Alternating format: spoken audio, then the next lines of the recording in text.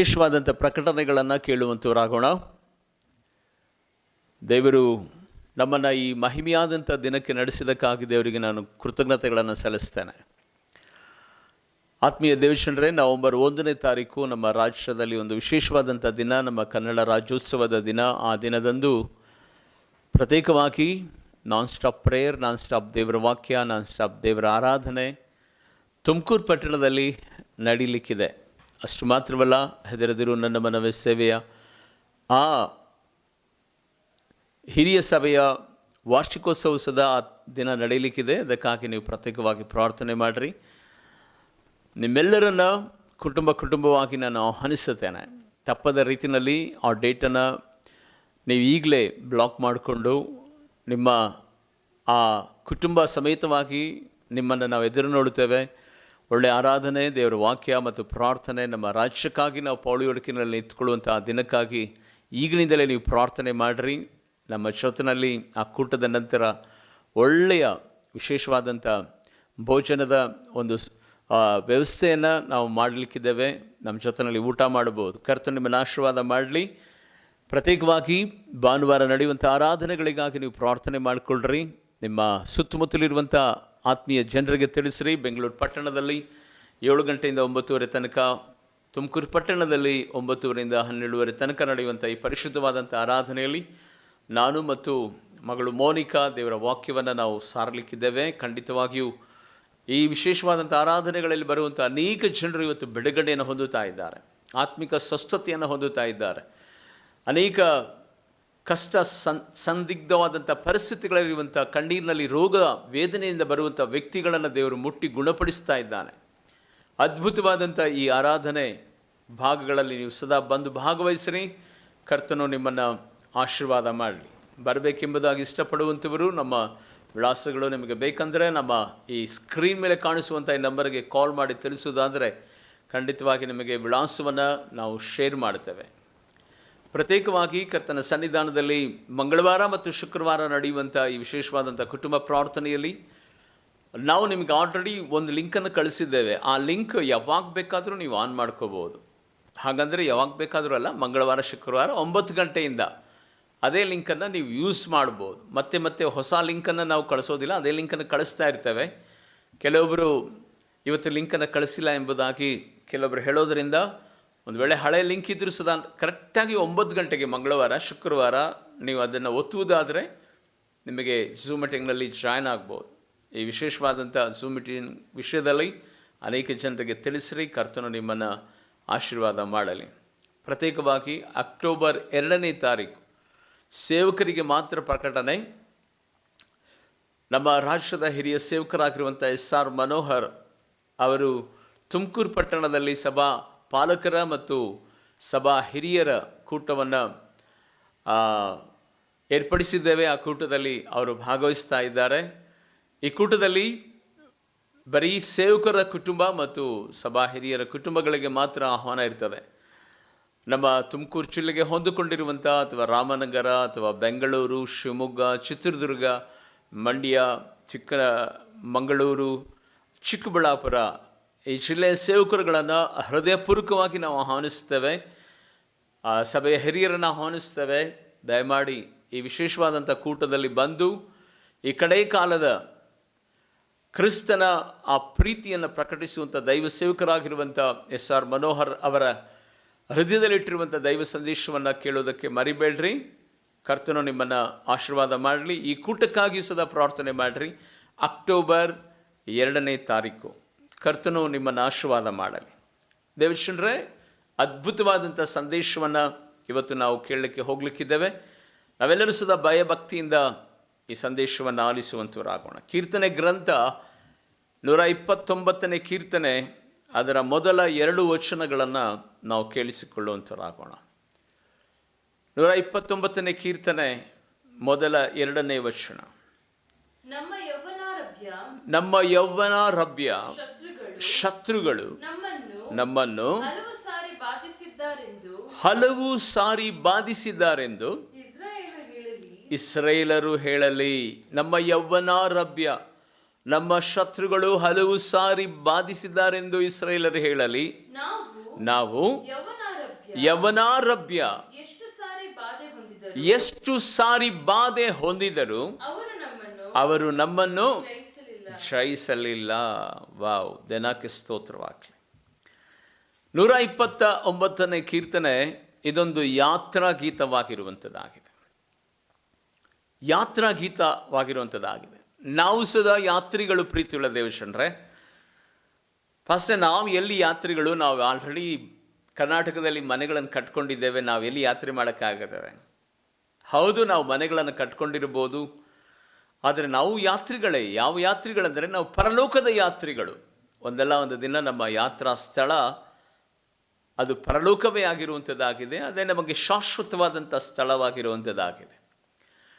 ಇಲ್ಲಿ ಭಕ್ತನಾಗಿರುವಂಥ ದಾವಿದನು ಈ ಕೀರ್ತನೆಯನ್ನು ರಚಿಸ್ತಾ ಇದ್ದಾನೆ. ಇಲ್ಲಿ ಮೊದಲು ಮತ್ತು 2ನೇ ವಚನದಲ್ಲಿ ನಾವು ನೋಡುತ್ತೇವೆ, 2 ಸಾರಿ ಈ ಮಾತನ್ನು ಪುನರಾವರ್ತನೆ ಆಗುವುದನ್ನು ನಾವು ನೋಡ್ತಾ ಇದ್ದೇವೆ. ಈ ಮಾತು 2 ಸಾರಿ ಪುನರಾವರ್ತನೆ ಆಗುವುದನ್ನು ನಾವು ನೋಡ್ತೇವೆ. ಯವನಾರಭ್ಯ, ಶತ್ರುಗಳು ನಮ್ಮನ್ನು ಬಾಧಿಸಿದರು ಎಂಬುದಾಗಿ ಹೇಳಲಿ. ಯವನಾರಭ್ಯ, ನಮ್ಮನ್ನು ಶತ್ರುಗಳು ಬಾಧಿಸಿದರು, ಅವರು ನಮ್ಮನ್ನು ಜಯಿಸಲಿಕ್ಕೆ ಆಗಲಿಲ್ಲ. ದೇನಾಕ್ಕೆ ಸ್ತೋತ್ರವಾಗಲಿ. ಇಸ್ರಾಯೇಲರ ವಿಷಯದಲ್ಲಿ ಈ ಮಾತನ್ನು ದಾವಿದನಲ್ಲಿ ಸ್ಪಷ್ಟಪಡಿಸ್ತಿರುವಂಥ ಸಂಗತಿಯನ್ನು ನಾವು ನೋಡ್ತಾ ಇದ್ದೇವೆ. ಆತ್ಮೀಯ ದೇವಜನರೇ, ಬಹಳ ಜನರ ಒಂದು ಕಣ್ಣೀರು, ಒಂದು ಗೋಳಾಟ ಏನೆಂದರೆ, ಅಯ್ಯೋ ನಮ್ಮ ಜೀವಿತದಲ್ಲಿರುವಂಥ ಬಾಧೆ ಅಷ್ಟಿಷ್ಟಲ್ಲ. ಕೆಲವರು ಹೇಳ್ತಾರೆ ಆಳವಾಗಿ, ನಾನು ಯಾಕಾದರೂ ಹುಟ್ಟಿದೇನೋ, ಆ ಹುಟ್ಟಿದಂದಿನಿಂದ ಈ ತನಕ ನನ್ನ ಬದುಕಿನಲ್ಲಿ ಬಾಧೆನೇ, ಬರೀ ನೋವು, ಕಣ್ಣೀರು, ವೇದನೆಯೇ ನಾನು ನಮ್ಮ ಜೀವಿತದಲ್ಲಿ ನಾನು ಅನುಭವಿಸ್ತಾ ಇದ್ದೇನೆ. ಅಯ್ಯ, ಹುಟ್ಟಿದಾಗಿನಿಂದಲೂ ಸದಾ ನನ್ನ ಶತ್ರುಗಳು ನನ್ನನ್ನು ಹೀಯಾಳಿಸ್ತಾ ಇದ್ದಾರೆ, ಕೀಳಾಗಿ ನೋಡ್ತಾ ಇದ್ದಾರೆ ಅಂತ ಕೆಲವೊಬ್ರು ಹೇಳ್ತಾರೆ. ಇಲ್ಲಿ ಭಕ್ತನು ಹೇಳುವಂಥ ಸಂಗತಿನೆಂದರೆ, ನಾವು ಯೌವನ ಕಾಲದಿಂದ ಬಂದಾಗಲೂ ನಮ್ಮನ್ನು ಶತ್ರುಗಳು ಬಹಳ ಹಿಂಸೆ ಪಡಿಸ್ತಾ ಇದ್ದಾರೆ, ಬಾಧೆ ಪಡಿಸ್ತಾ ಇದ್ದಾರೆ ಅಂತ. ಹೌದು, ಕರ್ತನ ಸನ್ನಿಧಾನದಲ್ಲಿ ಇವತ್ತು ಬಹಳ ಜನರ ಗೋಳಾಟ, ಕಣ್ಣೀರು ಇದೇ ಆಗಿರುವಂಥದ್ದಾಗಿದೆ. ಯಾರಿಗೆ ಬಾಧೆ ಇಲ್ಲ ಹೇಳ್ರಿ? ಯಾರಿಗೆ ಕಣ್ಣೀರಿಲ್ಲ? ಯಾರಿಗೆ ದುಃಖ ಇಲ್ಲ? ಬರೀ ಶತ್ರುಗಳು ಅಷ್ಟೇ ಅಲ್ಲ, ಮಾನವ ಜೀವಿತದಲ್ಲಿ ಕಷ್ಟನೂ ಒಂದು ಶತ್ರುನೇ, ಸಾಲದ ಸಮಸ್ಯೆ ಅದು ಶತ್ರುನೇ, ಅನಾರೋಗ್ಯದ ಸಮಸ್ಯೆ ಅದು ಶತ್ರುನೇ. ಇನ್ನು ಕೆಲವೊಬ್ಬರನ್ನು ನಾವು ನೋಡುತ್ತೇವೆ, ಇವರ ಹೊಟ್ಟೆನಲ್ಲಿ ನಾವು ಯಾಕಾದರೂ ಹುಟ್ಟಿದೆವೋ ಏನೋ ಗೊತ್ತಿಲ್ಲ, ಇವರು ನಿಜವಾಗ್ಲೂ ಸದಾ ನಮ್ಮ ತಂದೆ ತಾಯಿಗಳ, ಇವರು ನಿಜವಾಗ್ಲೂ ಸದಾ ನಮ್ಮನ್ನು ಪ್ರೀತಿ ಮಾಡ್ತಾರಾ? ನಾವು ಹುಟ್ಟಿದಂದಿನಿಂದಲೂ ಸದಾ ನಮ್ಮ ಮೇಲೆ ದ್ವೇಷ ಮಾಡ್ತಾರೆ, ನಮ್ಮ ಯೌವನ ಕಾಲದಲ್ಲಿ ನಮ್ಮನ್ನು ಯಾರೂ ಪ್ರೀತಿಸಿದವರಿಲ್ಲ ಎಂಬುದಾಗಿ ಹೇಳಿ ಬಾಧೆ ಪಡುವಂಥವರು ಕೆಲವರು. ಇನ್ನೂ ಕೆಲವರನ್ನು ನೋಡುವಂಥ ಸಂದರ್ಭದಲ್ಲಿ ಸೇವಾ ಜೀವಿತದಲ್ಲಿ ಅನೇಕ ಸೇವಕರುಗಳ ವಿಷಯಗಳನ್ನು ನಾವು ಗಮನಿಸುವಾಗ, ಸೇವೆ ಪ್ರಾರಂಭವಾದಂಥ, ರಕ್ಷಣೆಗೆ ಬಂದಂಥ ಆ ದಿನದಿಂದಲೂ ಸದಾ ಬಾಧೆಯನ್ನು ಅನುಭವಿಸುತ್ತಲೇ ಇರ್ತಾರೆ. ಆದರೆ ನನ್ನ ಆತ್ಮಿಕತೆ ಬದುಕಿನಲ್ಲಿ ಯೇಸು ಸ್ವಾಮಿನ ನಂಬಿ ಸರಿಸುಮಾರು ನಾನು 22ನೇ ವಯಸ್ಸಿನಲ್ಲಿ ಇರುವಂಥ ವೇಳೆಯಲ್ಲಿ 94 ಅಂದರೆ ಹತ್ತಿರ 30 ವರ್ಷಗಳ ನನ್ನ ವಿಶ್ವಾಸಿ ಜೀವಿತದ, ಸೇವಾ ಜೀವಿತದ ಯಾತ್ರೆಯಲ್ಲಿ ಹತ್ತಿರ ಒಂದು 22 ವರ್ಷ ಸೇವೆ ಮಾಡಿರ್ಬೋದು.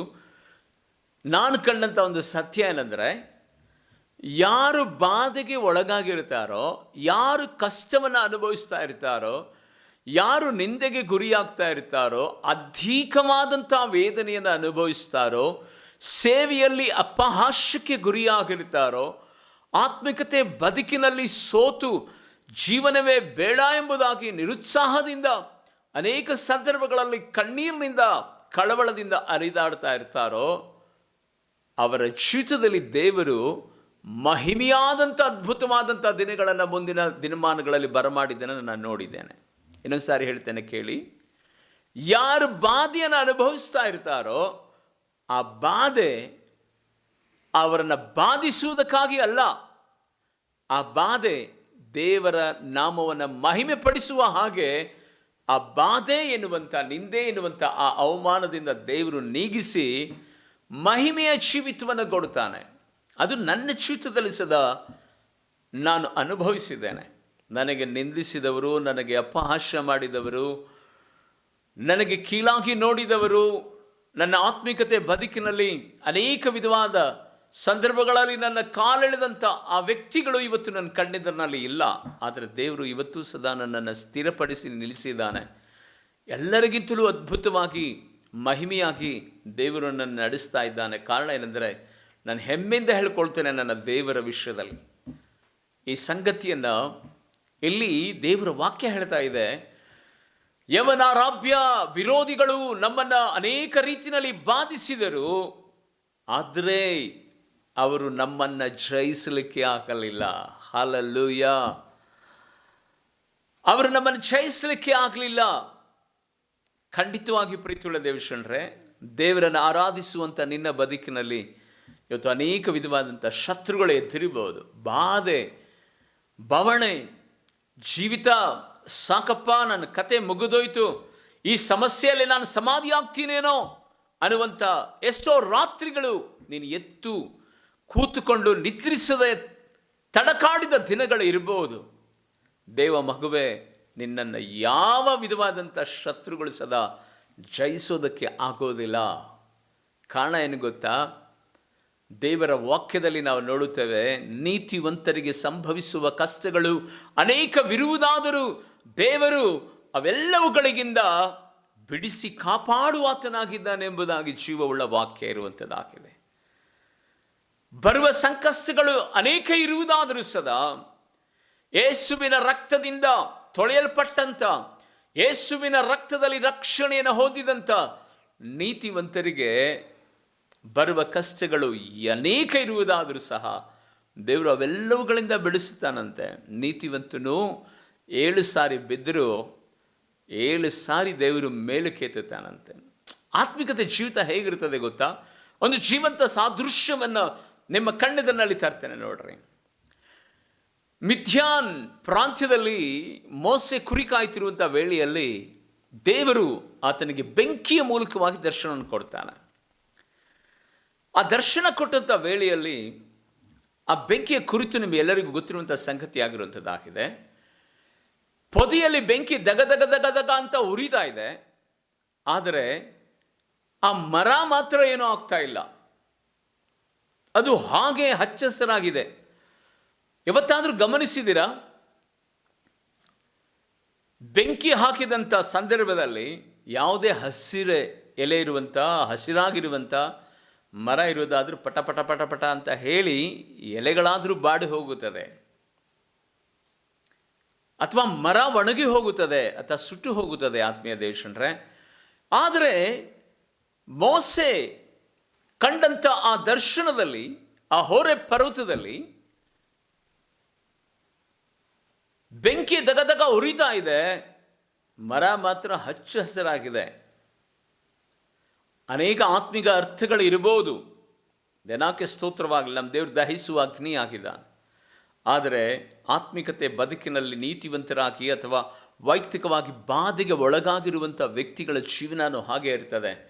ಹೊರಗಡೆ ಬೆಂಕಿ ಕಾಣ್ತಾ ಇರ್ತದೆ, ಆದರೆ ಒಳಗಡೆ ನಾವು ಸುರಕ್ಷಿತವಾಗಿರ್ತೇವೆ. ಯಾವ ವಿಧವಾದಂಥ ಒಂದು ಕೂದಲು ವಾಸನೆ ಬರದ ರೀತಿಯಲ್ಲಿ, ಬಟ್ಟೆ ಮಾಸದ ರೀತಿಯಲ್ಲಿ ಶದ್ರಕ್, ಮೇಷಕ್, ಅಬೇದ್ನೆಗೋರನ್ನು ಆ ದಹಿಸುವ ಆ 7 ಪಟ್ಟು ದಗದಗನ್ನೇ ಉರಿಯುವಂಥ ಆವಿ ಅವರನ್ನು ಮುಟ್ಟೋಕ್ಕಾಗಲಿಲ್ಲ. ಅವರು ಸುರಕ್ಷಿತವಾಗಿದ್ದರು. ಅವ್ರ ಬಾಧೆಯನ್ನು ಅನುಭವಿಸಲಿಲ್ಲ, ಅಷ್ಟು ಸುರಕ್ಷಿತವಾಗಿದ್ದರು. ಇದೇ ಆತ್ಮಿಕತೆ ಬದುಕಿನ ಗುಡ್ಡಾರ್ಥ.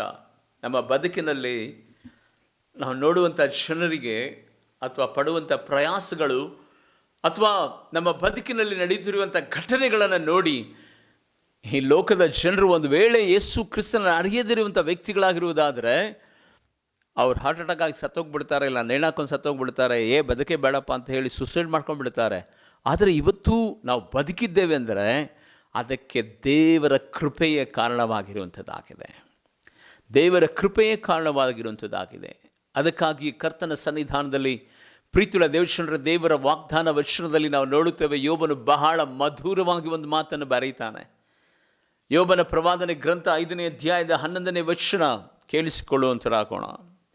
ಯೋಬನ ಗ್ರಂಥ 5ನೇ ಅಧ್ಯಾಯದ 11ನೇ ವಚನ. ಹೀನ ಸ್ಥಿತಿಯವರನ್ನು ಉನ್ನತ ಸ್ಥಿತಿಗೆ ಏರಿಸಿ ದುಃಖಿಸುವವರನ್ನು ನಿರಾಪಾಯ ಸ್ಥಳಕ್ಕೆ ಹತ್ತಿಸುತ್ತಾನೆ. ದೇವರ ವಾಕ್ಯದಲ್ಲಿ ನಾವು ನೋಡುತ್ತೇವೆ. ದಿನಕ್ಕೆ ಸ್ತೋತ್ರವಾಗಲಿ. ಇನ್ನೊಂದು ವಚನ ಅಲ್ಲಿ ಬರೆಯಲ್ಪಟ್ಟಿದೆ 5ನೇ ಅಧ್ಯಾಯದ 11ನೇ ವಚನದಲ್ಲಿ, 6 ಇಕ್ಕಟ್ಟುಗಳಿಂದ ನಿನ್ನನ್ನು ಬಿಡಿಸುತ್ತಾನೆ, 7 ಇಕ್ಕಟ್ಟುಗಳು ಬಂದರೂ ಸದಾ ಅವುಗಳಿಂದ ನಿನ್ನನ್ನು ಪಾರು ಮಾಡುತ್ತಾನೆ. ಹೀನ ಸ್ಥಿತಿಯವರನ್ನು ಉನ್ನತ ಸ್ಥಿತಿಗೆ ಏರಿಸುತ್ತಾನೆ. 6 ಅಲ್ಲ 60 ಬಾಧೆಗಳು ನಿನಗೆ ಬಂದರೂ ಸದಾ, 7 ಅಲ್ಲ 70 ಬಾಧೆಗಳು ನಿನ್ನನ್ನು ಹಿಮ್ಮೆಟ್ಟಿಸಿಕೊಂಡು ಬಂದರೂ ಸದಾ, ದೇವರ ಮಗುವೆ, ಆ 7 ಬಾಧೆಗಳಿಂದಲೂ ಸದಾ ನಿನ್ನನ್ನು ಬಿಡಿಸುವಂಥ ಸಾಮರ್ಥ್ಯವುಳ್ಳಂಥ ದೇವರು ನಮ್ಮ ದೇವರಾಗಿದ್ದಾನೆ, ನಮ್ಮ ದೇವರಾಗಿದ್ದಾನೆ. ದೇವಕ್ಕೆ ಸ್ತೋತ್ರವಾಗಲಿ. ಕರ್ತನ ಸನ್ನಿಧಾನದಲ್ಲಿ ನೀವು ಹೇಳಬೇಕು, ನಿಮ್ಮ ಮನಸ್ಸಾರೆ ಹೇಳಬೇಕು. ಇಲ್ಲಿ ದೇವರ ವಚನ ಬರೆಯಲ್ಪಟ್ಟಿದೆ, ನಮ್ಮ ಶತ್ರುಗಳು ನಮ್ಮನ್ನು ಎಷ್ಟೇ ಹಿಂಸಿಸಿದರು, ಯವನಾರೋಗ್ಯದಿಂದ ನಮ್ಮನ್ನು ಹೀಯಾಳಿಸಿದರು, ಅವರು ನಮ್ಮನ್ನು ಜಯಿಸಲಿಕ್ಕೆ ಆಗಲೇ ಇಲ್ಲ, ಆಗೋದೇ ಇಲ್ಲ. ಈ ನಂಬಿಕೆ ಯಾರ ಒಳಗಡೆ ಇದೆಯೋ ಖಂಡಿತವಾಗಿ ದೇವರ ಮಕ್ಕಳೇ, ಅಂಥ ಮಕ್ಕಳಿಗಾಗಿ ದೇವರಿಗೆ ನಾನು ಸ್ತೋತ್ರ ಮಾಡಿದ್ದಾನೆ. ಕರ್ತನ ಸನ್ನಿಧಾನದಲ್ಲಿ ಪ್ರೀತಿಯುಳ್ಳ ದೇವಶನರ, ಇವತ್ತು ನಿನ್ನ ಬದುಕಿನಲ್ಲಿ ಬಹಳ ಹೀನ ಸ್ಥಿತಿಗೆ ನಿನ್ನ ಜೀವಿತ ತಲುಪಿರಬಹುದು. ಯಾಕೆಂದರೆ ಬೈಬಲಲ್ಲಿ ಒಬ್ಬ ಮನುಷ್ಯನಿದ್ದಾನೆ, ಅವನ ಹೆಸರೇ ಹೀನ ಸ್ಥಿತಿ ಉಳ್ಳವನು ಅಂತ. ಅವನ ಹೆಸರೇ ಹೀನ ಸ್ಥಿತಿ ಉಳ್ಳವನು ಅಂತ. ಅವನು ಯಾರು ಗೊತ್ತಾ? ಮೊರ್ದೆಕೈ. ಮೊರ್ದೆಕೈ ಆ ಹೆಸರಿನ ಅರ್ಥವೇ ಬಹಳ ಹೀನ ಸ್ಥಿತಿ. ಯಾವ ಪರಿಸ್ಥಿತಿನಲ್ಲಿ ಆ ಹೆಸರು ಬಂದಿತ್ತೋ ಏನೋ ಗೊತ್ತಿಲ್ಲ. ಅವನ ಉದ್ಯೋಗದ ವಿಷಯದಲ್ಲಿಯೋ ಅಥವಾ ಅವನ ಸಂತತಿ ವಿಷಯದಲ್ಲಿಯೋ ತನ್ನ ಕುಟುಂಬದ ವಿಷಯದಲ್ಲಿಯೋ ಗೊತ್ತಿಲ್ಲ. ಆದರೆ ದೇವರ ವಾಕ್ಯದಲ್ಲಿ ನಾವು ನೋಡುತ್ತೇವೆ, ಮೊರ್ದೆಕೈ ಬಹಳ ಹೀನ ಸ್ಥಿತಿ ಉಳ್ಳಂಥ ಮನುಷ್ಯನು ಅಂತ. ಅವನ ಉದ್ಯೋಗವನ್ನು ಸದಾ ನಾವು ನೋಡುವಂಥ ಸಂದರ್ಭದಲ್ಲಿ ಆ ಮೇದ್ಯ ಪಾರಸಿಕ ಸಂಸ್ಥಾನದಲ್ಲಿ ಆತನು ಆಫ್ಟರ್ ಆಲ್ ಆ ಅರಮನೆಯ ಕಾವಲು ಕಾಯುವಂಥ ಒಬ್ಬ ಸೆಕ್ಯೂರಿಟಿ ಗಾರ್ಡ್ ಆಗಿ ತನ್ನ ಕಾರ್ಯವನ್ನು ನಿರ್ವಹಿಸ್ತಾ ಇರ್ತಾನೆ. ಪ್ರೀತಿಯುಳ್ಳ ದೇವಶನರೇ, ಆತನ ಜೀವನ ಚರಿತ್ರೆ ನಮಗೆ ಚೆನ್ನಾಗಿ ಗೊತ್ತು. ಆ ಮನುಷ್ಯನು ಆ ಶೂಷನ್ ಕೋಟೆಯ ಬಾಗಿಲನ್ನು ಎತ್ತುಕೊಂಡಿರುವಂಥ ಸಂದರ್ಭದಲ್ಲಿ ಹಾಮಾನ್ ಎನ್ನುವಂಥ ಮಂತ್ರಿ ಪ್ರತಿದಿನವೂ ಸದಾ ಆ ಅರಮನೆ ದ್ವಾರದಿಂದಲೇ ಹೋಗಬೇಕು. ಎಲ್ಲರೂ ಸದಾ ಆತನಿಗೆ ನಮಸ್ಕಾರ ಮಾಡ್ತಾರೆ, ಸಾಷ್ಟಾಂಗ ಬೆರಗುತ್ತಾರೆ. ಆದರೆ ಮೊರ್ದೆಕೈ ಮಾತ್ರ ನಮಸ್ಕರಿಸೋದಿಲ್ಲ. ಹಾಮಾನಿಗೆ ತುಂಬ ಕೋಪ ಬರ್ತದೆ. ಕೋಪ ಎಷ್ಟು ಬರ್ತದೆ ಅಂದರೆ, ಅರೆ, ನಾನು ಈ ದೇಶಕ್ಕೆ ಮಾತ್ರವಲ್ಲ 127 ಸಂಸ್ಥಾನಕ್ಕೆ ನಾನು ಪ್ರಧಾನಮಂತ್ರಿ, 127 ಸಂಸ್ಥಾನಕ್ಕೆ ನಾನು ಪ್ರಧಾನಮಂತ್ರಿ ಆಗಿರುವಂಥ ವ್ಯಕ್ತಿ, ನಾನು ಈ ಮಾರ್ಗದಲ್ಲಿ ಹೋಗುವಂಥ ಸಂದರ್ಭದಲ್ಲಿ ಈತ ನನಗೆ ನಮಸ್ಕಾರ ಮಾಡೋದಿಲ್ಲಲ್ಲ ಎಂಬುದಾಗಿ ಅವನಿಗೆ ತುಂಬ ಒಳಗಡೆ ಉರಿ ಬರ್ತದೆ, ನೋವನ್ನು ಅನುಭವಿಸ್ತಾನೆ. ಆಗ ಅವನು ಕೇಳ್ತಾನೆ, ನೀನು ಯಾಕೆ ನನಗೆ ನಮಸ್ಕಾರ ಮಾಡೋದಿಲ್ಲ? ಆತನು ಹೇಳುವಂಥ ಸಂಗತಿ ಏನು ಗೊತ್ತಾ? ನಾನು ಯಹೂದ್ಯನು, ನಾನು ಇಸ್ರಾಯೇಲ್, ನನ್ನ ಸೃಷ್ಟಿಕರ್ತನಾಗಿರುವ ದೇವರಿಗೆ ಮಾತ್ರ ನಾನು ನಮಸ್ಕರಿಸ್ತೇನೆ ವಿನಃ ಬೇರೆ ಯಾರಿಗೂ ಸದಾ ನಮಸ್ಕರಿಸೋದಿಲ್ಲ ಎಂಬುದಾಗಿ. ಪ್ರೀತಿಯುಳ್ಳ ದೇವಶನರೇ, ಇವತ್ತು ಯಹೂದ್ಯರು, ಇಸ್ರೇಲರು, ಅವರಿಗೆ ಆತ್ಮಿಕ ಯಹೂದ್ಯರು, ಇಸ್ರೇಲರಂದರೆ ದೇವರನ್ನು ಆರಾಧಿಸುತ್ತಿರುವಂಥ ಕ್ರೈಸ್ತರೇ ನಾವು. ನೀನು ಕ್ರೈಸ್ತ ಮಗುವಾಗಿದ್ದರೆ ಈ ಲೋಕದ ಆಚಾರ ವಿಚಾರಗಳಿಗೆ ನೀನು ಯಾವತ್ತೂ ಸದಾ ತಲೆಬಾಗಬಾರದು. ಈ ಲೋಕದ ಆಚಾರ ವಿಚಾರಗಳಿಗೆ ನೀನು ಬಕೆಟ್ ಹಿಡಿಬಾರದು. ಬಹಳ ಜನರು ಇವತ್ತು ನಾವು ನೋಡುತ್ತೇವೆ, ಬಹಳ ಸೇವಕರುಗಳನ್ನು ಗಮನಿಸುತ್ತೇವೆ, ಬಹಳ ಆತ್ಮಿಕತೆಯಲ್ಲಿ ಉನ್ನತ ಸ್ಥಿತಿಗಳಲ್ಲಿರುವಂಥ ದೊಡ್ಡ ದೊಡ್ಡ ಪೊಸಿಷನನ್ನು ಹೊತ್ತುಕೊಂಡಿರುವಂಥ ವ್ಯಕ್ತಿಗಳನ್ನು ನಾವು ನೋಡುತ್ತೇವೆ. ದೇವಕ್ಕೆ ಸ್ತೋತ್ರವಾಗಲಿ. ತಮ್ಮ ಕೆಲಸಗಳನ್ನು ನಡೆಸಿಕೊಳ್ಳೋದಕ್ಕೋಸ್ಕರವಾಗಿ ದೇವರ ಆ ಪರಿಶುದ್ಧವಾದಂಥ, ಆ ವಿಶೇಷವಾದಂಥ ಪ್ರಸನ್ನತೆಯುಳ್ಳಂಥ ಆ ಸ್ಥಳವನ್ನು ಅನ್ಯರಿಗೆ ತಂದು ನಿಲ್ಲಿಸುತ್ತಾರೆ. ಅಲ್ಲಿ ಅವರಿಗೆ ಸನ್ಮಾನಿಸುತ್ತಾರೆ. ಏನೋ ಅವರಿಂದ ನಮಗೆ ಹೆಲ್ಪ್ ಬಂದುಬಿಡ್ತದೋ ಎನ್ನುವಂಥ ರೀತಿಯಲ್ಲಿ ಅವರು ಆ ರೀತಿಯಾದ ಗೌರವವನ್ನು ಕೊಡುತ್ತಾರೆ. ಆದರೆ ಮೊರ್ದೆಕಾಯಿ ಭಾಳ ಹೀನ ಸ್ಥಿತಿಯಾದ ಮನುಷ್ಯ, ಉದ್ಯೋಗ ಬಹಳ ಚಿಕ್ಕದು, ಒಬ್ಬ ಸೆಕ್ಯೂರಿಟಿ ಗಾರ್ಡ್. ಆದರೆ ಅವನ ಹೃದಯದಲ್ಲಿರುವಂಥ ದೇವರಿಗೆ ಆತನು ಕೊಡುತ್ತಿರುವಂಥ ಗೌರವ ಇದೆಯಲ್ಲ, ಈ ಪ್ರಪಂಚದಲ್ಲಿ ಯಾರು ಕೊಟ್ಟಿಲ್ಲೇನೋ ಎಂಬುದಾಗಿ ನಾನು ನೆನೆಸುತ್ತೇನೆ. ಅಷ್ಟು ಗೌರವಿಸ್ತಾ ಇದ್ರು. ಇವತ್ತು ಕ್ರೈಸ್ತ ಮಕ್ಕಳೆಂದು ಎನಿಸಿಕೊಳ್ಳುವಂಥ ನಾವು ಈ ಸಮಾಜದ ಮಧ್ಯದಲ್ಲಿ ಬದುಕುತ್ತಾ ಇದ್ದೇವೆ. ಯವನಸ್ಥ ಮಕ್ಕಳೇ, ಒಂದು ವೇಳೆ ನಿಮ್ಮ ಕಾಲೇಜಿನಲ್ಲಿ ಇರುವಂಥ ಸಂದರ್ಭದಲ್ಲಿ ನಿಮ್ಮ ಸ್ನೇಹಿತರು ನಿಮ್ಮನ್ನು ಕರೀತಾರೆ, ಬಾ ಫಿಲ್ಮಿಗೆ ಹೋಗೋಣ, ಐಮ್ಯಾಕ್ಸಲ್ಲಿ ಹೋಗೋಣ, ಯಾವುದಾದ್ರು ಫಿಲ್ಮ್ಗಳು ನನಗೆ ಗೊತ್ತಿಲ್ಲ, ಆ ಟಾಕೀಸ್ಗಳಲ್ಲಿ ಹೋಗಿ ಸಿನಿಮಾ ನೋಡೋಣ ಅಂತ ಹೇಳಿದರೆ, ಇಲ್ಲ ಇಲ್ಲ, ನಾನು ದೇವರನ್ನು ಆರಾಧಿಸುವಂಥ ಕ್ರೈಸ್ತ ಮಗುವಾಗಿದ್ದೇನೆ, ನಾನು ಸಿನಿಮಾ ನೋಡೋದು ನನ್ನ ಕರ್ತವ್ಯ ಅಲ್ಲ, ನಾನು ಬರೋದಿಲ್ಲ ಎಂಬುದಾಗಿ ಒಳ್ಳೆ ಸಾಕ್ಷಿ ಕೊಡ್ತಾ ಇದ್ದೀರಾ? ಅನೇಕ ಸಂದರ್ಭಗಳಲ್ಲಿ ಬಾ ಒಂದು ದಮ್ ಹೊಡಿಯೋಣ ಎಂಬುದಾಗಿ ಹೇಳಿ ಬಹಳ ಯವನಸ್ಥರನ್ನು ಕಾಲೇಜಿನಲ್ಲಿ ಹುಡುಗರು ಹಾಳು ಮಾಡ್ತಿರ್ತಾರೆ, ಇನ್ನೇನೇನು ಮಾಡ್ತಿರ್ತಾರೆ ನೋಡಿ. ಏನೋ ಹೀಗೆ ಓಪನ್ ಮಾಡಿ ಬಾಟ್ಲ್ಗಳನ್ನು ಓಪನ್ ಮಾಡ್ತಾರೆ, ಕುಡಿತಾರಲ್ವ. ದನಾಕೆ ಸ್ತೋತ್ರವಾಗಲಿ. ಅದು ನನಗೆ ಯಾವತ್ತೂ ಗೊತ್ತಿಲ್ಲ. ಕರ್ತನ ಸನ್ನಿಧಾನದಲ್ಲಿ ಯವನಸ್ಥ ದೇವ ಮಕ್ಕಳೇ, ಈ ಲೋಕದಲ್ಲಿ ನೀವು ಬದುಕುತ್ತಾ ಇದ್ದೀರಿ, ಕಾಲೇಜ್ನಲ್ಲಿ ಅಥವಾ ನೀವು ನಿಮ್ಮ ಕೊಲೀಗ್ಸ್ಗಳ ಮಧ್ಯದಲ್ಲಿ ಎಲ್ಲೇ ನೀವು ಬದುಕ್ತಾ ಇದ್ರು, ಎಲ್ಲೇ ಜಾಬ್ ಮಾಡ್ತಾ ಇದ್ರು ಸಹ ಲೋಕದ ಸಂಗತಿಗಳನ್ನು ವೈಯಕ್ತಿಕವಾಗಿ ಶತ್ರು ನಮ್ಮ ಮುಂದೆ ತರುವಂಥ ಸಂದರ್ಭದಲ್ಲಿ ಇಲ್ಲ ಇಲ್ಲ, ನನ್ನ ದೇವರು ನನಗೆ ನೋಡ್ತಾ ಇದ್ದಾನೆ, ನಾನು ಅಂಥ ತಪ್ಪುಗಳನ್ನು ಮಾಡೋದಕ್ಕೆ ಸಾಧ್ಯವಿಲ್ಲ, ಮಾಡೋದೂ ಇಲ್ಲ ಎಂಬುದಾಗಿ ನಾವು ಆತ್ಮಿಕತೆಯಲ್ಲಿ ಅವರನ್ನು ತರಬೇಕೇ ವಿನಃ ಅವರ ಶ್ರುತನಲ್ಲಿ ಹೋಗಿ ನಾವು ಇಚ್ಚೋಡಾಕಬಾರದು. ಆ ಹಾಮಾನನು ಈತನಿಗೆ ಹೀನ ಸ್ಥಿತಿಯಲ್ಲಿ ನೋಡ್ತಾ ಇದ್ದ. ಅವನು ಒಂದು ದಿನ ಯೋಚನೆ ಮಾಡಿದ, ಇವನನ್ನು ಏನಾದರೂ ಮುಗಿಸ್ಬೇಕೆಂಬುದಾಗಿ. ಆ ವೇಳೆಯಲ್ಲಿ ಅವನಿಗೆ ಒಂದು ಯೋಚನೆ ಬರ್ತದೆ. ಆ ಯೋಚನೆ ಏನು ಗೊತ್ತಾ? ಇವನನ್ನು ಮುಗಿಸಿದರೆ ಅಷ್ಟೇ ಸಾಕಾಗೋದಿಲ್ಲ, ಇಡೀ 127 ಸಂಸ್ಥಾನದಲ್ಲಿರುವಂಥ ಯಹೂದ್ಯರನ್ನೇ ನಾನು ನಾಶಪಡಿಸಬೇಕೆಂಬುದಾಗಿ ಹೇಳಿ ಮೇದ್ಯ ಪಾರಸಿಗರ ಅರಸನ ಬಳಿನಲ್ಲಿ ಹಕ್ಕನ್ನು ಪಡೆದುಕೊಂಡು ಆ ಹಕ್ಕುದಾರನಾಗಿ ಅದನ್ನು ಅನೌನ್ಸ್ಮೆಂಟ್ ಮಾಡ್ತಾನೆ ಎಂಬುದಾಗಿ ಗೊತ್ತಾದ ತಕ್ಷಣವೇ ಈ ಚಿಕ್ಕವನಾಗಿರುವಂಥ, ಹೀನ ಸ್ಥಿತಿಯವನಾಗಿರುವಂಥ, ಬಾಧೆಗೆ ಒಳಗಾಗಿರುವಂಥ, ಹಿಂಸೆಗೆ ಒಳಗಾಗಿರುವಂಥ ಈ ಮೊರ್ದೆಕಾಯಿ ಏನು ಮಾಡ್ತಾನೆ ಗೊತ್ತಾ? ಎಸ್ತೇರಳ ಪುಸ್ತಕ 4ನೇ ಅಧ್ಯಾಯದ 1ನೇ ವಚನ. ಎಸ್ತೇರಳ ಪುಸ್ತಕ 4ನೇ ಅಧ್ಯಾಯದ 1ನೇ ವಚನ ಕೇಳಿಸಿಕೊಳ್ಳುವಂತರಾಗೋಣ. ಮೊರ್ದೆಕಾಯಿಯು ನಡೆದದ್ದನ್ನೆಲ್ಲ ಕೇಳಿದಾಗ ಬಟ್ಟೆಗಳನ್ನು ಹರಕೊಂಡು ಗೋಣಿತಟ್ಟನ್ನು ಕಟ್ಟಿಕೊಂಡು ಬೂದಿಯನ್ನು ಹಾಕಿಕೊಂಡು ಪಟ್ಟಣದ ಮಧ್ಯದಲ್ಲಿ ಹೋಗುತ್ತಾ ದುಃಖಾತಿಶಯದಿಂದ ಗೋಳಾಡಿ ಅರಮನೆಯ ಬಂದನು. ಹಲ್ಲೆಲೂಯ, ದೇವರಿಗೆ ಸ್ತೋತ್ರವಾಗಲಿ. ಬಹಳ ಹೀನ ಸ್ಥಿತಿಯವನಾಗಿರುವಂಥ ಈ ಮೊರ್ದೆಕಾಯಿ ಆತನಲ್ಲಿದ್ದಂಥ ಒಂದು ಬಟ್ಟೆಯನ್ನು ಹರಿದುಕೊಳ್ತಾನೆ, ತಲೆ ಮೇಲೆ ಬೂದಿಯನ್ನು ಹಾಕ್ಕೊಂಡು ಕಣ್ಣೀರನ್ನು ಇಡುತ್ತಾನೆ, ದೇವರ ಹತ್ರ ಪ್ರಾರ್ಥನೆ ಮಾಡ್ತಾನೆ. ಎಂತಹ ಪರಿಸ್ಥಿತಿ ಬಂತಪ್ಪ! ಅವನ ಗೋಳಾಟ ಇದಾಗಿತ್ತು. ಬೇಕಾದರೆ ದೇವರೇ, ನನಗೆ ನೀನು ಶಿಕ್ಷೆಯನ್ನು ಕೊಡು, ನೀನು ನನ್ನನ್ನು ಸಾಯಿಸಿಬಿಡು, ನನ್ನ ನಿಮಿತ್ತವಾಗಿ ಇಡೀ ನನ್ನ ಸಂತಾನವೇ, ಇಡೀ ನನ್ನ ಯಹೂದ ಕುಲವೇ ಇವತ್ತು ನಾಶನಕ್ಕೆ ಹೋಗ್ತಾ ಇದೆ, ನನ್ನಂಥ ಪಾಪಿಯ ನಿಮಿತ್ತವಾಗಿಯೇ ಈ ರೀತಿಯಾದಂಥ ಶಿಕ್ಷೆಯನ್ನು ನನ್ನ ಜನರು ಅನುಭವಿಸಬೇಕಾ ದೇವಾ? ನೋಡಿ, ಅವನ ಜೀವನ ಚರಿತ್ರೆ ನೋಡುವಂಥ ಸಂದರ್ಭದಲ್ಲಿ 70 ವರ್ಷಗಳ ಕಾಲ ಬಾಬೆಲ್ ಸಂಸ್ಥಾನದಲ್ಲಿ ಇಸ್ರೇಲರು ಸೆರೆಗೆ ಕರ್ಕೊಂಡು ಹೋಗ್ತಾರೆ. ಆ 70 ವರ್ಷಗಳ ಆದ ನಂತರ ಈ ಮೇದ್ಯ ಪಾರಸಿಕ ಸಂಸ್ಥಾನದಲ್ಲಿ ಬಂದು ಆ ಅರಸನು ಇವರನ್ನು ಬಂದಿಯಾಗಿ ಕರ್ಕೊಂಡು ಬಂದಿರ್ತಾನೆ. ಬರೀ ಬಾಧೆನಲ್ಲಿಯೇ ಜೀವಿತ ಮುಗಿತಾ ಹೋಗ್ತಾ ಇದೆ. ಆ ಬಾಧೆಯ ಮಧ್ಯದಲ್ಲಿ ನನ್ನ ನಿಮಿತ್ತವಾಗಿ ನನ್ನ ಜನರು ಹತರಾಗಬೇಕಾ?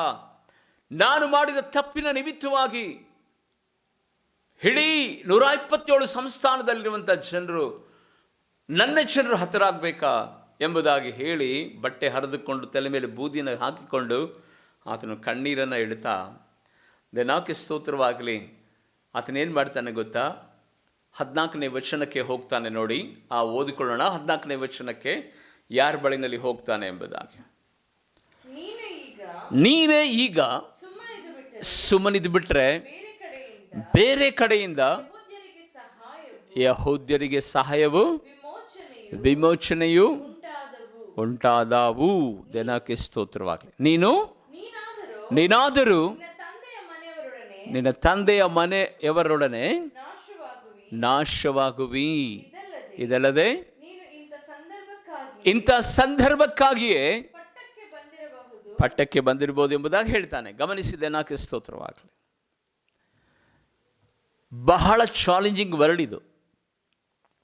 ಅನೇಕ ಸಂದರ್ಭಗಳಲ್ಲಿ ಕಷ್ಟ ಬಂದಾಗ ಸಹಾಯವನ್ನು ಹುಡುಕಿಕೊಂಡು ಯಾರು ಸಹಾಯ ಮಾಡ್ತಾರೆ ಎಂಬುದಾಗಿ ನೆನೆಸಿ ಅವ್ರ ಬಳಿನಲ್ಲಿ ಹೋಗಿ ಗೋಗರಿತೇವೆ, ಕೈಕಾಲು ಹಿಡಿತೇವೆ, ಸಹಾಯ ಮಾಡಿ, ಹೆಲ್ಪ್ ಮಾಡಿ ಅಂತ. ಯಾಚಕನು ದೇವರ ಹತ್ರನೇ ಯಾಚನೆ ಮಾಡಬೇಕು ವಿನಃ, ಒಬ್ಬ ಆತ್ಮಿಕ ವಿಶ್ವಾಸಿ ದೇವರ ಹತ್ರನೇ ಪ್ರಾರ್ಥನೆ ಮಾಡಬೇಕೇ ವಿನಃ ಬೇರೆಯವರ ಬಳಿನಲ್ಲಿ ಕೈ ಒಡ್ಡಬಾರ್ದು. ನಿಜವಾಗ್ಲೂ ಪ್ರಾರ್ಥಿಸುವಂಥ ವ್ಯಕ್ತಿಯ ಹೃದಯದಲ್ಲಿ ಇರುವಂಥ ಒಂದು ನಂಬಿಕೆಯನ್ನು ಗೊತ್ತಾ? ಅವನು ಯಾರ ಬಳಿನಲ್ಲಿ ಹೋಗಿ ಯಾಚನೆ ಮಾಡಲ್ಲ ರೀ. ಯಾರ ಬಳಿನಲ್ಲಿ ಹೋಗಿ ನನಗೆ ಸಹಾಯ ಬೇಕು ಎಂಬುದಾಗಿ ಕೇಳಲ್ಲ. ಯಾವ ಕಡೆಯಿಂದ ಸಹಾಯ ಬರ್ತದೆ ಎಂಬುದಾಗಿ ಅವನು ಯೋಚನೆ ಮಾಡಲ್ಲ. ಪ್ರಾರ್ಥಿಸುವಂಥ ವ್ಯಕ್ತಿಗೆ ಚೆನ್ನಾಗಿ ಗೊತ್ತು, ಒಂದು ವೇಳೆ ನೀನು ಮಾಡದೆ ಹೋದರೆ ಬೇರೆ ಯಾರ ಮೂಲಕವಾಗಿ ಆದರೂ ಸಹ ದೇವರು ನಮಗೆ ಸಹಾಯ ಮಾಡೋದಕ್ಕೆ ಶಕ್ತನಾಗಿದ್ದಾನೆ. ಇಲ್ಲಿ ಒಂದು ಕಾರ್ಯ ನಡೀತಾ ಇದೆ. ತಾನು ಸಾಕಿದಂಥ ಮಗಳ ಎಸ್ತರಳು ಈಗ ಪಟ್ಟದ ಅರಸಿಯಾಗಿ ಅಲ್ಲಿ ಕೂತ್ಕೊಂಡಿರುವಂಥ ಸಂದರ್ಭದಲ್ಲಿ ಆ ರಾಣಿ ಬಳಿನಲ್ಲಿ ಅಂಗಲಾಚಿ ಆತನು ಕೇಳ್ತಾ ಇಲ್ಲ. ಏನಂತ ಕೇಳ್ತಾ ಇದ್ದಾನೆ ಗೊತ್ತಾ? ನೀನು ಈಗ ಸಹಾಯ ಮಾಡದೆ ಹೋದರೆ ಈ ಸಹಾಯ ನನ್ನ ಕರ್ತನು ಬೇರೆ ಯಾರ ಮೂಲಕ ಬೇಕಾದರೂ ಮಾಡ್ತಾನೆ. ಅಷ್ಟು ಸಾಮರ್ಥ್ಯವುಳ್ಳ ದೇವರು ನಮ್ಮ ದೇವರು. ಯೇಸುವಿನ ನಾಮದಲ್ಲಿ ಪ್ರೀತಿಯುಳ್ಳ ದೇವಶನರೇ, ಬಾಧೆ, ಹಿಂಸೆ, ನೋವು ಇವನ್ನೆಲ್ಲ ನೀವು ನೋಡ್ತಾ ಇರ್ಬೋದು. ದೇವಕ್ಕೆ ಸ್ತೋತ್ರವಾಗಲಿ. ಕರ್ತನ ಸನ್ನಿಧಾನದಲ್ಲಿ ಒಂದನ್ನು ದೇವರ ಆತ್ಮನು ಇವತ್ತು ಸ್ಪಷ್ಟಪಡಿಸ್ತಾ ಇದ್ದಾನೆ. ಬಾಧೆ ಪಡುವಂಥ, ಕಷ್ಟಪಡುವಂಥ ಆ ಸಂದರ್ಭದಲ್ಲಿ ಪ್ರೀತಿಯುಳ್ಳ ದೇವಶನರೇ, ಸಹಾಯಕ್ಕಾಗಿ ಬೇರೆಯವರ ಬಳಿನಲ್ಲಿ ಹೋಗಬೇಡ್ರಿ. ದೇವರ ವಾಕ್ಯದಲ್ಲಿ ನಾವು ನೋಡುತ್ತೇವೆ. ದೇವಕ್ಕೆ ಸ್ತೋತ್ರವಾಗಲಿ. ಆತ್ಮಿಕತೆ ಬದುಕಿನಲ್ಲಿ ಇರುವಂಥ ಒಬ್ಬ ವ್ಯಕ್ತಿ ಯಾರಿಂದಲೂ ಸಹಾಯವನ್ನು ಬಯಸಲ್ಲ. ಕಾರಣ ಏನಂದರೆ, ಮನುಷ್ಯನು ಒಂದು ಬಾಗಿಲನ್ನು ಮುಚ್ಚಿದರೆ ದೇವರು 7 ಬಾಗಿಲುಗಳನ್ನು ತೆರೆಯುವುದಕ್ಕೆ ಸಾಮರ್ಥ್ಯವುಳ್ಳವನಾಗಿದ್ದಾನೆ. 7 ಬಾಗಿಲನ್ನು ತೆರೆಯುವುದಕ್ಕೆ ಸಾಮರ್ಥ್ಯವುಳ್ಳವನಾಗಿದ್ದಾನೆ. ಖಂಡಿತವಾಗಿಯೂ ಇವತ್ತು ನಿಮಗೆ ಒಂದು ಸತ್ಯ ದೇವರು ಪ್ರಕಟಿಸ್ತಾ ಇದ್ದಾನೆ. ಇವತ್ತು ಯಾರ್ಯಾರು ಕಷ್ಟ, ಬಾಧೆ, ಶತ್ರುಗಳಿಂದ ವಿರೋಧವನ್ನು ಅನುಭವಿಸುತ್ತಾ ಇವತ್ತು ಅವಗಣನೆಗೆ, ಅವಮಾನಕ್ಕೆ, ನಿಂದೆಗೆ ಗುರಿಯಾಗಿರುವಂಥ ದೇವ ಮಕ್ಕಳೇ, ಯೇಸುವಿನ ನಾಮದಲ್ಲಿ ಖಂಡಿತವಾಗಿಯೂ ದೇವರ ಆತ್ಮನು ಹೇಳ್ತಿರುವಂಥ ಸಂಗತಿಯನ್ನು ಗೊತ್ತಾ? ಈ ನಿಂದೆ, ಈ ಅವಮಾನ, ಈ ವೇದನೆ, ಈ ಬಾಧೆ ನಿನಗೆ ಬರ್ತಾ ಇದೆ ಅಂದರೆ ಆಲ್ರೆಡಿ ನಿನಗೆ ಒಂದು ಸೊಲ್ಯೂಷನ್ ಅನ್ನು ದೇವರು ಇಟ್ಟಿದ್ದಾನೆ. ಆಲ್ರೆಡಿ ನಿನಗೆ ಸೊಲ್ಯೂಷನ್ ಇಟ್ಟಿದ್ದಾನೆ. ಮೊರ್ದೆಕಾಯಿ ಆತನ ಹೀನ ಸ್ಥಿತಿಯನ್ನು ನೋಡಿ ಹಾಮಾನನು ದೌರ್ಜನ್ಯವನ್ನು ಮಾಡಿದನು. ಹಾಮಾನನ ಆ ದೌರ್ಜನ್ಯಕ್ಕೆ ಒಳಗಾಗಿರುವಂಥ ಈ ವ್ಯಕ್ತಿ ರಾಜನ ಬಳಿನಲ್ಲಿ ಹೋಗ್ತಿಲ್ಲ, ರಾಣಿಗೆ ಸಹಾಯ ಮಾಡು ಎಂಬುದಾಗಿ ಕೇಳ್ತಾ ಇಲ್ಲ, ಅಥವಾ ಹಾಮಾನನ ಕಾಲನ್ನು ಹಿಡಿತಾ ಇಲ್ಲ. ಒಂದು ವೇಳೆ ನೀವು ಯಾರು ಹೆಲ್ಪ್ ಮಾಡದೆ ಹೋದರೆ ಸಹಾಯ ಬೇರೆ ಕಡೆಯಿಂದಲೇ ನನ್ನ ಕರ್ತನು ತರುವಂಥವನಾಗಿದ್ದಾನೆ. ಹಾಲೆಲೂಯಾ. ಆಲ್ರೆಡಿ ಗೊತ್ತು ಆತನಿಗೆ. ಯಾಕೆಂದರೆ ನನ್ನನ್ನು ಸೃಷ್ಟಿ ಮಾಡಿದಂಥ ದೇವರು ಅಸಾಧ್ಯಗಳಿಗೆ ಒಡೆಯನಾಗಿದ್ದಾನೆ. ಇಲ್ಲದ್ದನ್ನು ಇರುವುದಾಗೆ ಮಾರ್ಪಡಿಸುವ ದೇವರಾಗಿದ್ದಾನೆ. ಅರಣ್ಯದಲ್ಲಿ ಮಾರ್ಗಗಳನ್ನು, ಮರುಭೂಮಿಯಲ್ಲಿ ನದಿಗಳನ್ನು ಹರಿಸುವ ದೇವರು ನನ್ನ ಕರ್ತನಾಗಿದ್ದಾನೆ. ಸಮುದ್ರವನ್ನೇ ಒಣನೆಲವನ್ನಾಗಿ ಮಾಡಿ ಮಾರ್ಗಗಳನ್ನು ತೆರೆದ ದೇವರು, ಯೋರ್ಧಾನನ್ನು ಆತನು ರಾಶಿಯಾಗಿ ನಿಲ್ಲಿಸಿ ಅದರ ಮಧ್ಯದಲ್ಲಿ ನಡೆಸಿದಂಥ ದೇವರು ನನ್ನ ಕರ್ತನಾಗಿದ್ದಾನೆಂಬುದಾಗಿ ಆ ಮೊರ್ದೆಕೈಗೆ ಚೆನ್ನಾಗಿ ಗೊತ್ತು, ರಿಕ್ವೆಸ್ಟ್ ಮಾಡ್ತಾ ಇಲ್ಲ, ಆತನಿಗೆ ಆ ಎಸ್ತರ್ಗೆ ರಿಕ್ವೆಸ್ಟ್ ಮಾಡ್ತಾ ಇಲ್ಲ, ಹೇಳ್ತಾ ಇದ್ದಾನೆ. ಇವತ್ತಿನ ದಿನಮಾನಗಳಲ್ಲಿ ಪ್ರೀತಿಯುಳ್ಳ ದೇವಶಣ್ರೆ, ಅದಕ್ಕೆ ಪ್ರಾರ್ಥನಾ ಜೀವಿತ ಅನ್ನೋದು ಬಹಳ ಪ್ರಾಮುಖ್ಯವಾದದ್ದು. ಕರ್ತನ ಸನ್ನಿಧಾನದಲ್ಲಿ ಬೆಳಿಗ್ಗೆ ಪ್ರಾರ್ಥನೆ ಮಾಡಿದಿರಾ, ರಾತ್ರಿ ಪ್ರಾರ್ಥನೆ ಮಾಡಿದಿರಾ, ಕುಟುಂಬ ಪ್ರಾರ್ಥನೆ ಮಾಡಿದಿರಾ, ಹೆಚ್ಚು ಪ್ರಾರ್ಥನೆಯನ್ನು ಕಳೀತಾ ಇದ್ದೀರಾ ಎಂಬುದಾಗಿ ಯಾಕೆ ನಾವು ನಿಮಗೆ ಹೇಳ್ತೇವೆ ಗೊತ್ತಾ? ನಾಕೆ ಸ್ತೋತ್ರ. ನಿಮ್ಮ ಆತ್ಮಿಕತೆ ಬದುಕಿನಲ್ಲಿ ಎಷ್ಟೋ ಅನುಭವದ ದಿನಗಳನ್ನು ದಾಟಿ ಹೋಗಿದ್ದೀರಿ. ನಾಕೆ ಸ್ತೋತ್ರವಾಗಲಿ. ಇವತ್ತು ಅನೇಕ ಜನರು ಸೊಲ್ಯೂಷನ್ ಇಲ್ಲದ ಹಾಗೆ ಬದುಕಿರೋದಕ್ಕೆ ಕಾರಣ ಏನು ಗೊತ್ತಾ? ಅವರಿಗೆ ಸತ್ಯ ಗೊತ್ತಿಲ್ಲ, ದೇವರು ಎಂಥವನೆಂಬುದಾಗಿ ಗೊತ್ತಿಲ್ಲ, ಆತ್ಮಿಕತೆ ಬದುಕಿನಲ್ಲಿ ದೇವರು ಎಷ್ಟೆಲ್ಲ ಕಾರ್ಯಗಳನ್ನು ನಡೆಸ್ತಾನೆ ಎಂಬುದಾಗಿ ಬಹಳ ಜನರಿಗೆ ಗೊತ್ತಿಲ್ಲ. ನಾಕೆ ಸ್ತೋತ್ರವಾಗಲಿ. ಆತ್ಮಿಕತೆ ಬದುಕಿನಲ್ಲಿ ಪ್ರೀತಿಯುಳ್ಳ ದೇವಶಣ್ರೆ, ಒಂದು ವೇಳೆ ನಮಗೆ ಈ ರೀತಿಯಾದಂಥ ನೋವು ಸಂಕಟಗಳು ಬರ್ತಾ ಇದೆ ಅಂದರೆ ಆಲ್ರೆಡಿ ದೇವರು ಸೊಲ್ಯೂಷನ್ ಇಟ್ಟಿರ್ತಾನೆ. ಯಾಕೋಬನ ಜೀವಿತದಲ್ಲಿ ಬರಗಾಲ ಬರ್ತದೆ ಎಂಬುದಾಗಿ ಅವನು ಅಂದ್ಕೊಂಡೇ ಇರಲಿಲ್ಲ. ಅಂದ್ಕೊಂಡಿದ್ದನ ಯಾಕೋಬನ ಬರಗಾಲ ಬರ್ತದೆ 7 ವರ್ಷಗಳ ಕಾಲ ಅಂತ ಅಂದ್ಕೊಂಡೇ ಇಲ್ಲ. ಬಂದುಬಿಡ್ತು ಬರಗಾಲ. ಆ ಬರಗಾಲ ಬರೋದಕ್ಕಿಂತ ಮುಂಚೆನೇ ನಾವು ಅಂದ್ಕೊಂಡಿರ್ತೇವೆ, ಅಯ್ಯೋ ಆ ಯೋಸೇಫನನ್ನು ಅವರ ಅಣ್ಣ ತಮ್ಮದರೆಲ್ಲ ಎಷ್ಟು ಬಾಧೆ ಪಡಿಸಿದಾರಪ್ಪ ಅಂತ ನಾವು ನೋವನ್ನು ಅನುಭವಿಸ್ತಿರ್ತೇವೆ. ಇಂಥ ಅಣ್ಣ ತಮ್ಮಗಳು ಇರಬೇಕಾ ಅಂತ ಹೇಳಿ ಬಾಧೆ ಪಡಿಸಿದಾರಲ್ಲ ಅಂತ ಹೇಳಿ ನಾವು ವೇದನೆಯನ್ನು ಅನುಭವಿಸ್ತೇವೆ. ಆದರೆ ಆ ಬಾಧೆ ಯೋಸೇಫನ ಜೀವಿತದಲ್ಲಿ ಮಹಿಮೆಯಾಗಿ ಮಾರ್ಪಟ್ಟಿತು. ಆ 7 ವರ್ಷಗಳ ಕಾಲ ಆ ಘೋರವಾದ ಬರಗಾಲದಲ್ಲಿ ಯಾಕೋಬನಿಗಾಗಿ ದೇವರು ಆಲ್ರೆಡಿ ಆ ಬರಗಾಲವನ್ನು ನೀಗಿಸುವುದಕ್ಕಾಗಿ ಯೋಸೇಫನನ್ನು ಆ ಐಗುಪ್ತ ದೇಶದಲ್ಲಿ ಆಲ್ರೆಡಿ ಇಟ್ಟಿದ್ದ, ಆಲ್ರೆಡಿ ಅಲ್ಲಿ ಫಿಕ್ಸ್ ಮಾಡಿಟ್ಟಿದ್ದ. ಇವತ್ತಿನ ದಿನಮಾನಗಳಲ್ಲಿ ಪ್ರೀತಿಯುಳ್ಳ ದೇವಶಣ್ರೆ, ನನಗಿಂಥದ್ದು ಸಂಭವಿಸಿತು, ನನ್ನ ಸಮಸ್ಯೆಯಲ್ಲಿ ನಾನು ಸಮಾಧಿ ಆಗ್ತೇನೆ, ನನ್ನ ಜೀವಿತ ಅಂತ್ಯವಾಗ್ತದೆ, ಈ ಬಾಧೆಯಿಂದಲೇ ನಾನು ಸತ್ತೋಗ್ತೇನೆ ಎಂಬುದಾಗಿ ಅಂದ್ಕೊಳ್ಳುವಂಥ ನಿನಗೆ ಒಂದು ಸೊಲ್ಯೂಷನನ್ನು ದೇವರು ಇಟ್ಟಿದ್ದಾನೆ. ನಿನಗಾಗಿ ಒಂದು ಬಾಗಿಲನ್ನು ಆತನು ತೆರೀತಾನೆ. ಆದರೆ ಕರ್ತನ ಸನ್ನಿಧಾನದಲ್ಲಿ ಆ ವಿವೇಚನೆ, ಆ ಜ್ಞಾನ ನಿನ್ನ ಬದುಕಿನಲ್ಲಿ ಇರಬೇಕು. ನೀನು ಅದೇ ಸ್ಥಿತಿನಲ್ಲಿ ಇರೋದಿಲ್ಲ. ಬೈಬಲಲ್ಲಿ ನಾವು ನೋಡುತ್ತೇವೆ, ಮುಂದೊಂದು ದಿನ ಯಹೂದ್ಯರಿಗೆ ಈ ರೀತಿಯಾದಂಥ ಬಾಧೆ ಬರುತ್ತದೆ ಎಂಬುದಾಗಿಯೇ ದೇವರು ನಿರ್ಣಯ ಮಾಡಿ ಆಲ್ರೆಡಿ ಯಹೂದ್ಯಳಾಗಿರುವಂಥ ಆ ರಾಣಿ ಎಸ್ತೇರಳನ್ನು ಆ ಮೇದ್ಯ ಪಾರಸಿಕರ ಅರಸನ ಜೊತೆಯಲ್ಲಿ ವಿವಾಹವಾಗುವಂತೆ ಮಾಡಿ, ಆ ರಾಣಿಯ ಮೂಲಕವಾಗಿ ನಡೆದಂಥ ಸಂಗತಿಯನ್ನು ಆ ರಾಜನ ಬಳಿಯನ್ನು ತಿಳಿಸಿ, ಬೈಬಲ್ ಹೇಳ್ತದೆ, ನಾಕೆ ಸ್ತೋತ್ರವಾಗಲಿ, ಆ ಬಾಧೆಯ ಸಂದರ್ಭದಲ್ಲಿ ಹೀಯಾಳಿಸಿ ಅವಮಾನಪಡಿಸಿದಂಥ ಆ ಹಾಮಾನನು ಮೊರ್ದೆಕೈನ ಜಯಿಸಲಿಕ್ಕೆ ಆಗಲಿಲ್ಲ. 50 ಮೊಳ ಎತ್ತರದ ಆ ನೇಣುಗಂಬವನ್ನು ಆ ಹಾಮಾನನು ಆ ಮೊರ್ದೆಕೈಗೆ ನೇಣು ಹಾಕುವುದಕ್ಕಾಗಿ ಅಲ್ಲಿ ಸ್ಥಾಪನೆ ಮಾಡಿದನು. ಆ ನೇಣುಗಂಬಕ್ಕೆ ಆ ಹಾಮಾನನನ್ನೇ ಹಾಕಿ ಅಲ್ಲಿ ನೇಣಿಗೆ ಗಲ್ಲಿಗೆ ಏರಿಸಿದರೆಂಬುದಾಗಿ ಬೈಬಲಲ್ಲಿ ನಾವು ನೋಡುತ್ತೇವೆ. ಆದರೆ ಹೀನ ಸ್ಥಿತಿಗೆ ಬಾಧೆಗೆ ಒಳಗಾದಂಥ ಈ ಮೊರ್ದೆಕೈ ಜೀವಿತವನ್ನು ನಾವು ಗಮನಿಸುವಾಗ ಬೈಬಲ್ ಹೇಳ್ತದೆ, ನಾಕೆ ಸ್ತೋತ್ರವಾಗಲಿ, ಅವನನ್ನು ಹೀನ ಸ್ಥಿತಿನಲ್ಲೇ ದೇವರು ಇಡಲಿಲ್ಲ ರೀ. ದೇವ್ರ ಮೇಲೆ ಎಷ್ಟು ಆತನ ಭಯಭಕ್ತಿ ವೈರಾಗ್ಯವುಳ್ಳವನಾದನೋ, ಆ ಭಯಭಕ್ತಿ ವೈರಾಗ್ಯವುಳ್ಳವನಾಗಿರುವಂಥ ಆ ಮೊರ್ದೆಕೈಗೆ ದೇವರು ಮಾಡಿದಂಥ ಮಹಾಕಾರ್ಯ ಏನು ಗೊತ್ತಾ? ಆತನನ್ನು ಹೀನ ಸ್ಥಿತಿಗೆ ಇಡಲಿಲ್ಲ, ಉನ್ನತ ಸ್ಥಿತಿಗೆ ಏರಿಸಿದನು. ಈಗ ತಾನೇ ಯೋಬು 5:10 ಓದಿದ ಹಾಗೆ ಬೈಬಲಲ್ಲಿ ನಾವು ನೋಡುತ್ತೇವೆ. ನಾಕೆ ಸ್ತೋತ್ರವಾಗಲಿ. ಅದೇ ಎಸ್ತೇರಳ ಗ್ರಂಥ 9ನೇ ಅಧ್ಯಾಯ 4 ಮತ್ತು 5ನೇ ವಚನ ಕೇಳಿಸಿಕೊಳ್ಳೋಣ. ಎಷ್ಟು ಉನ್ನತ ಸ್ಥಿತಿಗೆ ಮೊರ್ದೆಕೈನ ತೆಗೆದುಕೊಂಡು ಬಂದರು ಅಂತ ನೋಡಿ. 127 ಸಂಸ್ಥಾನದ ಸರ್ವ ಸಂಸ್ಥಾನ ಅಧಿಕಾರಿಗಳಿಗೂ, ಉಪರಾಜರು, ದೇಶಾಧಿಪತಿಗಳು, ಇದರ ರಾಜ್ಯೋಗಸ್ಥರು ಅವನಿಗೆ ಹೆದರಿ ಯಹೂದ್ಯರಿಗೆ ಸಹಾಯಕರಾದರಂತೆ. ನೋಡಿ, ಇದೆಲ್ಲಕ್ಕೆ ಸ್ತೋತ್ರವಾಗಲಿ. ಹಲ್ಲೆಲೂಯಾ. 127 ಸಂಸ್ಥಾನದಲ್ಲಿರುವಂಥ ರಾಜರು, ಉದ್ಯೋಗಸ್ಥರು, ಸೇನಾಧಿಪತಿಗಳಿಗೆ ಪ್ರಧಾನಮಂತ್ರಿಯನ್ನಾಗಿ ದೇವರು ಮೊರ್ದೆಕೈನ ಮಾಡ್ತಾನೆ. ಬೈಬಲಲ್ಲಿ ಎಷ್ಟು ಅಮೂಲ್ಯವಾದ ವಚನ. ಯವನಾಭ್ಯ ನಮ್ಮನ್ನು ಬಾಧೆ ಪಡಿಸಿದರು, ಆದರೆ ನಮ್ಮ ವಿರೋಧಿಗಳು ನಮ್ಮನ್ನು ಜಯಿಸಲಿಕ್ಕೆ ಆಗಲೇ ಇಲ್ಲ.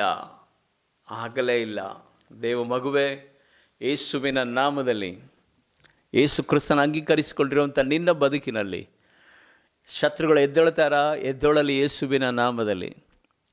ಬಾಧೆ ಬರಲಿ ಯೇಸುವಿನ ನಾಮದಲ್ಲಿ. ತಡೆಗಳು ಬರಲಿ ಯೇಸುವಿನ ನಾಮದಲ್ಲಿ.